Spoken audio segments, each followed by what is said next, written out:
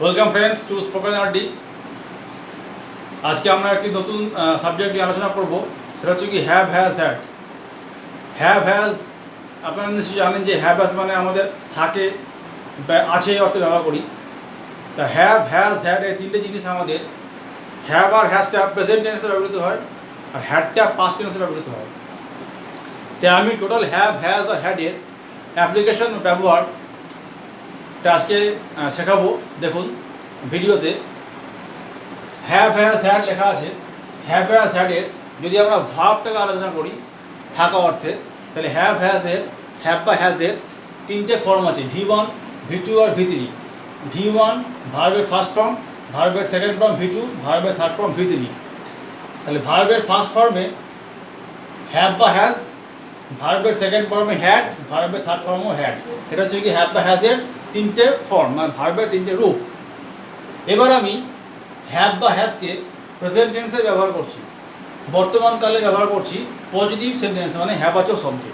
বোর্ডে লেখা আছে এই হ্যাভ বা হ্যাজ প্রেজেন্ট টেন্স বর্তমানকালে পজিটিভ সেন্টেন্সে কী অর্থে ব্যবহার করছি সেটা দেখুন ভালো করে।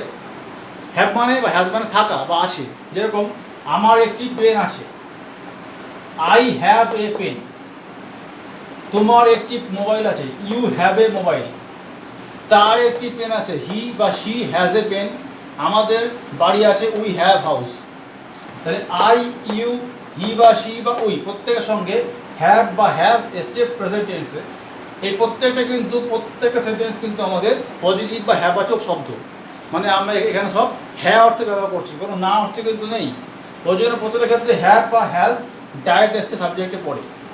এবার আমাদের প্রশ্ন হচ্ছে গিয়ে কোন কোন সাবজেক্টের পরে হ্যাভ আর কোন কোন সাবজেক্টের পরে হ্যাজ আছে, এটা আমি বোর্ডে লিখে দিচ্ছি। দেখুন, যদি subject I, we, you, they or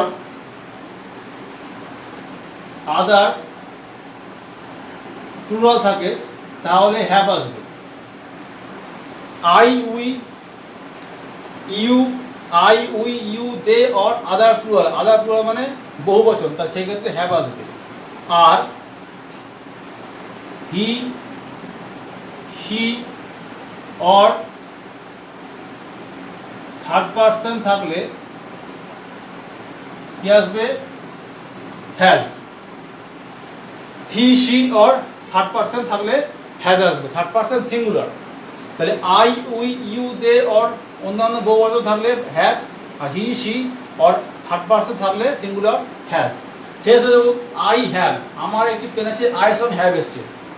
তোমার একটি মোবাইল আছে, ইউ এর সঙ্গে হ্যাভ এসছে। তার একটি পেন আছে, হি বা সি এর সঙ্গে হ্যাজ এসছে। আমাদের বাড়ি আছে, উই হ্যাভ এ হাউস আছে। এবার যদি অন্যান্য সাবজেক্ট দিয়ে বলি হ্যাভকে, যেরকম আই হয়েছে, ইউ হয়েছে, উই হয়েছে, দে তাহাদের একটি পুকুর আছে, দে হ্যাভ এ পন্ড। আমার বন্ধুর একটি মোবাইল আছে, my friend has a mobile. মেয়েটির একটি মোবাইল আছে, the girl has a mobile. এরকমভাবে থার্ড পারসন সিঙ্গুলার হলে হ্যাজ বসবে অথবা হি বা সি থাকলে, আর I, we, you, they or other বহুবচন থাকলে হ্যাভ বসবে। এটা হচ্ছে গিয়ে প্রেজেন্ট টেন্সের ওপর পজিটিভ সেন্টেন্স হ্যাবাচকের ক্ষেত্রে হ্যাভ বা হ্যাজের অ্যাপ্লিকেশন। তাহলে রুলসটা কী হচ্ছে? রুলস হচ্ছে মানে কীভাবে আমরা সেন্টেন্স তৈরি করছি। প্রথমে সাবজেক্ট আসছে, সাবজেক্ট, তারপরে কি আসছে? হ্যাভ অথবা হ্যাজ, তারপরে কি আসছে? অবজেক্ট। এটা হচ্ছে কি আমাদের সেন্টেন্সটা তৈরি করার রুলস। মানে আমি এই প্রত্যেকটা সেন্টেন্স এই রুলে তৈরি করেছি। প্রথমে সাবজেক্ট, দেখুন আই, ইউ, হি বা সি বা উই, এগুলো সাবজেক্ট মানে কর্তা যে কাজটা করছে। তাকে ফলো করে হ্যাভ বা হ্যাজ, যেখানে হ্যাভ আসার কথা সেখানে হ্যাভ আসবে, যেখানে হ্যাজ সেখানে হ্যাজ আসবে। তাহলে আই এর সঙ্গে হ্যাভ, ইউর সঙ্গে হ্যাভ, হি বা সি এর সঙ্গে হ্যাজ, উইর সঙ্গে হ্যাভ, তারপরে অবজেক্ট মানে এইটা, a pen, a mobile, a pen, house, এটা অবজেক্ট। তাহলে এই রুলে ফেলে প্রেজেন্ট টেন্সের হ্যাবাচক শব্দে হ্যাভ বা হ্যাজের ব্যবহার এইভাবে আমরা প্র্যাকটিক্যাল লাইফে করব বা বলবো। স্পোকেনের ক্ষেত্রে এটা অবশ্যই খুব ইম্পর্টেন্ট আপনাদের জন্য। যখন স্পিকিং করবেন এই ইজি সেন্টেন্সগুলোকে ভালো করে দখলে আনতে হবে। কোথায় হ্যাভ বসে, কার পরে হ্যাভ বসে, কোথায় হ্যাজ বসে, কার পরে হ্যাজ বসে, এটা এইটা হচ্ছে কি হ্যাভ বা হ্যাজ এর প্রেজেন্ট টেন্সের উপর পজিটিভ সেন্টেন্স মানে হ্যাবাচকের টুলস।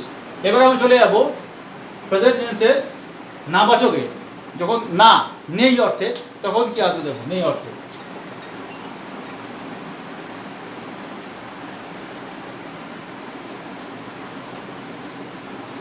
নেই অর্থে যখন আমরা ব্যবহার করব তখন কি করব দেখুন, যেরকম নাম্বার 1 একটা সেন্টেন্স লিখছি আমি, তার কোনো পেন নেই। তাহলে এটা কি হয়ে গেল, তার কোনো পেন নেই মানে এটা হয়ে গেল নেগেটিভ মানে নাবাচক, নেগেটিভ সেন্টেন্স মানে নাবাচক, তার কোনো পেন নেই। তাহলে এখানে তার মানে হি বা সি, হি বা সি কেন এলো, তার এখানে কিন্তু সাবজেক্টিভ ফর্ম আসবে, তার এখানে কিন্তু সাবজেক্টিভ ফর্ম আসবে, হি বা সি আসছে। He does not have a pen. তাহলে হি বা she does not have a pen. দেখুন এখানে ডাজ ঢুকলো, এখানে ডাজ কিন্তু অক্সিলারি ভার্ব বা সাবঅর্ডিনেট ভার্ব। আর এখানে যখন থার্ড পারসন ছিল পজিটিভ সেন্টেন্সে তখন হ্যাজ ছিল, কিন্তু যখন নেগেটিভ হলো হ্যাজটা কিন্তু এখানে হ্যাভ হয়ে গেল। তার কোনো পেন নেই, হি বা she does not have a pen. Number 2 দেখাচ্ছি আর একটা, তোমার ঘড়ি নেই। তাই কি লিখবো, ইউ ডোন্ট হ্যাভ ওয়াচ। দেখুন এখানে ডু এলো, কারণ সঙ্গে ডু আসে, আমি ডু বা ডু এর ডু ডাজ ডিডের ক্লাসে আমি দেখেছি কার সঙ্গে ডু, কার সঙ্গে ডিড হয়, কার সঙ্গে ডাজ হয়। তাই ইউ ডু এলো, নট ঢুকলো, হ্যাভ এলো, ওয়াচ এলো, এগুলো সব কিন্তু নাবাচক শব্দ মানে না অর্থে। যেরকম তার কোনো বই নেই, he doesn't have any pen. অনেকে আবার হি বা সি ডাজ না ব্যবহার করে এই মানে হ্যাভের পরে বা হ্যাজের পরে ডাইরেক্ট নট ব্যবহার করে, তা চলবে, হি হ্যাজ নো পেন এটাও চলবে। তোমার ঘড়ি নেই, ইউ হ্যাভ নো ওয়াচ এটাও চলবে। আবার ইউ ডোন্ট হ্যাভ ওয়াচ এটাও চলবে, হি বা she doesn't have a pen এটাও চলবে। মানে আমি সাবজেক্টের পরে হ্যাভ বা হ্যাজ বসিয়ে যদি নো আনি সেটাও কারেক্ট, আবার হ্যাভ বা হ্যাজের পরে আগে দুবার ডাজ এনে তাকে বলে সেটাও কারেক্ট, বোথ আর কারেক্ট। তাহলে এটা প্রেজেন্ট টেন্সের নেগেটিভ সেন্টেন্সের এটা হচ্ছে কি হ্যাভ বা হ্যাজের অ্যাপ্লিকেশন। এবার আমি চলে যাবো হ্যাডে। হ্যাড মানে পাস্ট টেন্সের ক্ষেত্রে যখন হ্যাড ব্যবহৃত হবে, হ্যাভ বা হ্যাজ হয়ে গেল। এবার আমি চলে যাবো হ্যাডে। দেখুন নাম্বার 1, তখন যখন পাস্টে চলে যাবো তখন কিন্তু এখানটা আপনার হ্যাড চলে আসবে, হ্যাড অবজেক্ট। তাহলে আমার একটি পেন ছিল, তাহলে এটা পাস্ট টেন্স হয়ে গেল, এটা পাস্ট টেন্স মানে past indefinite, past indefinite tense করলাম। তাহলে আমার একটি পেন ছিল, তাহলে কি লিখবো, I had a pen. Subject had object, I subject had object, I had a pen, এই হ্যাড এলো, হ্যাডটা এখানে ঢুকলো। আবার এটা এটা হয়ে গেল পজিটিভ, পজিটিভ মানে হ্যাবাচক। এর যদি আমি নাবাচক করি তাহলে কি হবে, আমার কোনো পেন ছিল না। তাহলে কি লিখবো, I did not have any a pen, অথবা আই হ্যাড নো পেন। এটাও ঠিক, এটাও ঠিক, বোথ আর কারেক্ট। কিন্তু চেষ্টা করবেন এইটাকে মনে রাখার, কারণ এটা অ্যাপ্রোপ্রিয়েট। সাবজেক্টের পর যখন নাবাচক আসে হ্যাভের ক্ষেত্রে তখন ডু বা ডাজ বা ডিড হিসেবে সাপোর্টিং ভার্ব এনে হ্যাভ বা হ্যাজকে বা হ্যাডকে চেঞ্জ করতে হয়। তাহলে পজিটিভে কী হলো, আমার একটি পেন ছিল, I had a pen, positive সেন্টেন্সের ক্ষেত্রে পাস্ট ইনডিফিনাইটে এই রুল ধরে। যখন নেগেটিভ করলাম তখন কী হয়ে গেল, হ্যাডটা হ্যাভ হয়ে গেল, এই হ্যাডটা হ্যাভ হয়ে গেল, কারণ এখানে ডিড এসছে। আমার কোনো পেন ছিল না পাস্টে, অতীতকালে, তাহলে I did not have a pen অথবা I had no pen, both are correct. আমি আরেকবার সেন্টেন্স দেখাচ্ছি, দেখুন।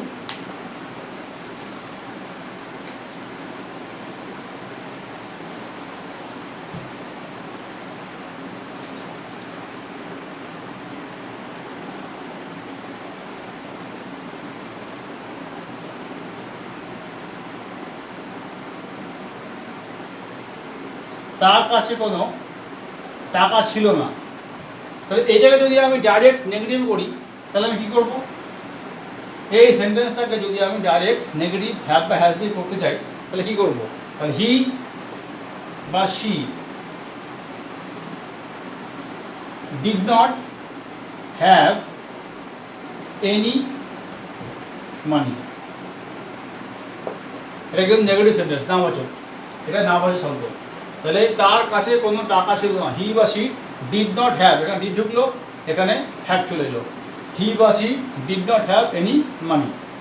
আবার এর যদি আমি পজিটিভ করি তাহলে কী হবে? এর আমি হ্যাবাচক করছি, তাহলে কী হবে? তার কাছে টাকা ছিল, তাহলে কি লিখবো? হি অথবা শি হ্যাড মানি। এটা কিন্তু পজিটিভ, মানে হ্যাবাচক। আগের সেন্টেন্সে পজিটিভ আগে করলাম, নেগেটিভ পরে করলাম, এটা উল্টো করলাম যাতে আপনারা ভালো করে বুঝতে পারেন। তার কাছে কোনো টাকা ছিল না, হি বা she did not have any money. তার কাছে টাকা ছিল, এটা পজিটিভ, এটা নেগেটিভ, এটা হ্যাবাচক, এটা নাবাচক। তার কাছে টাকা ছিল, তাহলে হি বা শি হ্যাড মানি। এই হ্যাডটাকে যখন আমি নাবাচক ফেললাম তখন ডিড চলে এলো আর হ্যাডটা হ্যাভ হয়ে গেল। এখানে যদি আপনারা করেন যে হি বা শি হ্যাড নো মানি, সেটাও কারেক্ট। আবার হি বা শি হ্যাড মানি, এটা পজিটিভের ক্ষেত্রে হি বা she did not have money অথবা হি বা শি হ্যাড নো মানি, সেটাও কারেক্ট। মানে হ্যাডের পরে নো আনলে সেটাও কারেক্ট, আর যদি ডিড নিয়ে আসে সেটাও কারেক্ট। তো এটা হয়ে গেলো আমাদের হ্যাভ, হ্যাজ আর হ্যাড দিয়ে থাকা অর্থে, প্রেজেন্ট টেন্স আর পাস্ট টেন্সের ক্ষেত্রে থাকা অর্থে, পজিটিভ আর নেগেটিভ সেন্টেন্সের ক্ষেত্রে কীভাবে আমরা ব্যবহার করব তার অ্যাপ্লিকেশন। হ্যাভ বা has both are correct in থাকা অর্থে। থার্ড পারসন সিঙ্গুলার আমি আগে লিখে দিলাম, তখন হ্যাজ আসবে। অন্যান্য সাবজেক্টের ক্ষেত্রে হ্যাভ আসবে প্রেজেন্ট টেন্সের ক্ষেত্রে, আর পাস্ট টেন্সের ক্ষেত্রে সবার সঙ্গে হ্যাড ঢুকে যাবে। এই যে সাবজেক্ট, হ্যাড, অবজেক্ট, এর ক্ষেত্রে কোনো মানে আর আলাদা কোনো রুলস নেই, সাবজেক্টের পর হ্যাড ঢুকে যাবে পাস্ট টেন্সের ক্ষেত্রে। কিন্তু প্রেজেন্টে I, we, they, you plural থাকলে হ্যাভ, আর হি, শি বা থার্ড পারসন থাকলে হ্যাঁ। এটা হচ্ছে কি হ্যাভ, হ্যাজ, হ্যাডের থাকা অর্থে ব্যবহার। তো এর ওপর আমি আরও ক্লাস করবো পরবর্তীকালে। এখন হ্যাভ, হ্যাজ, হ্যাডের প্রচুর অ্যাপ্লিকেশন আছে, তাই আজকে শুধু থাকা অর্থে এটা আমি আপনার শেখালাম। ভালো করে ভিডিওটা খেয়াল করুন, দেখুন, ওয়াচ করুন, শেয়ার করুন, লাইক করুন, সাবস্ক্রাইব করুন চ্যানেলে। এবং যদি কোথাও বুঝতে অসুবিধা হয় অবশ্যই বেল বাটনে নোটিফিকেশান ক্লিক করুন, এবং সাবস্ক্রাইব করার পর বেল বাটনে ক্লিক করুন নোটিফিকেশান পাওয়ার জন্য, যাতে আমি ইন ফিউচার ভিডিও করলে আপনাদের সঙ্গে সঙ্গে তার নোটিফিকেশান পান। তার সঙ্গে সঙ্গে খেয়াল রাখুন কোথায় আপনার সমস্যা হচ্ছে, যেখানে সমস্যা হচ্ছে সেখানে স্ক্রিনশট নিয়ে আমাকে ইনফর্ম করুন, আমি আপনাদের সাথে বুঝিয়ে দেবো।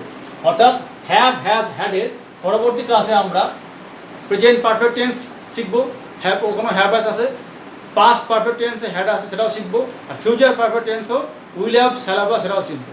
তো সেটা পরবর্তী ক্লাসে আমরা ফলো করবো। আপাতত আজকের জন্য এটাই ছিল। Good bye.